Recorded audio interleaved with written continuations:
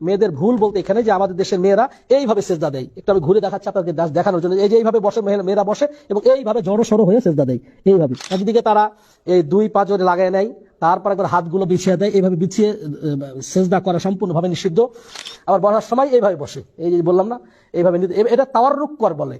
4 রাকাত অথবা 3 রাকাত বিশিষ্ট সালাতের দ্বিতীয় বৈঠকে তাওয়াররুক করে এভাবে বসতে হয়। নিতম্বরের উপর বসে বাম পাটা বের করে দিতে হয় এবং এভাবে বসতে হয়। এটা তাওয়াররুক, শেষ বৈঠকে, সেজদার সময় নয়। কিন্তু আমাদের নারীরা ঘরে যখন সালাত আদায় করেন তখন জড়ো সড়ো হয়ে এইভাবে সেজদা দেন, এইভাবে সেজদা দেন। এভাবে সেজদা দিবেন না, কোনোই লাগিয়ে দেওয়াটা নিষিদ্ধ। সুতরাং এরকম ফাঁকা রাখবেন, এরকম ফাঁকা রাখবেন যেন ছাগলের ছোট বাচ্চা আপনার বুকের তল দিয়ে যেন যাতায়াত করতে পারে। তাহলে এই ভুলটা আমাদের মেয়েরা অধিকাংশ করে থাকেন, এই ভুলটা আমাদের মেয়েরা অধিকাংশ করে থাকেন। বুঝলেন?